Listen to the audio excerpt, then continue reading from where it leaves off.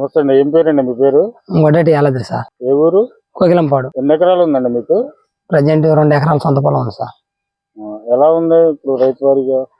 ప్రభుత్వానికి తేడా ఏంటంటారు? చాలా డిఫరెన్స్ ఉంది సార్.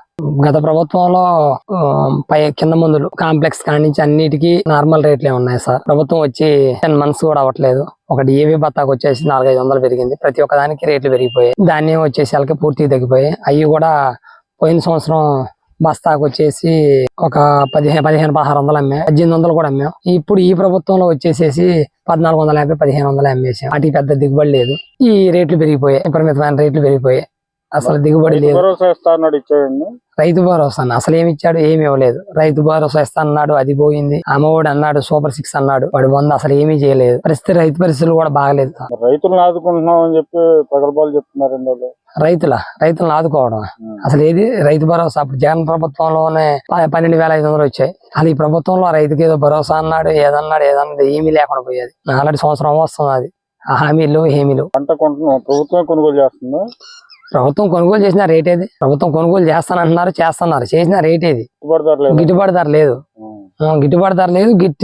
గిట్టుబాటు ధర అసలు అయ్యే ప్రసక్తి కూడా లేదు. సూపర్ 6 అమలు అవుతున్నాయి. సూపర్ 6 ఏం అమలు చేశారు? అసలు ఏమీ లేదు. తల్లికి వందనమా? తల్లికి వందనం లేదు. అటు బొంద మీద వందనం లేదు. మొత్తం చికాకు చేసి పడేశాడు.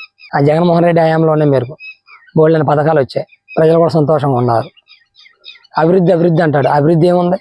ఈ కోకిలంపాడు రోడ్డు పోయి కోకిలంపాడు టు తిరువూరు రోడ్డు పోయి 10 ఏళ్ళు అయింది. వైసీపీ గవర్నమెంట్ లో సరే బాగలేదు, మనం చేసాం.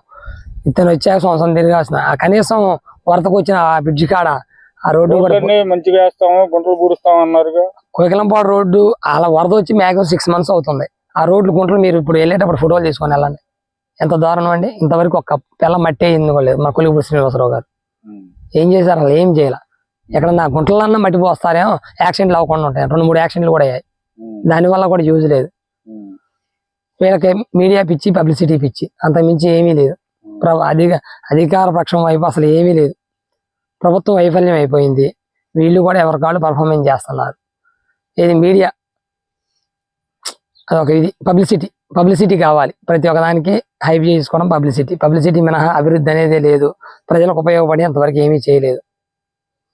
సంక్షేమ పథకాలు ఏమి అందలేదంట. ఆ సంక్షేమ పథకాలు ఏమంటే అందటానికి ఏమైనా ఉంటే అందుతాయి. చెప్పారు సూపర్ 6 అన్నాడు. అంతకుముందు ఇంకేవో పథకాలు బోల్డ్ అని పెట్టాడు. సూపర్ 6 కాకుండా 16 పథకాలు సూపర్ 6కే గతి లేదు. ఇంకేం చేస్తారు వాళ్ళు?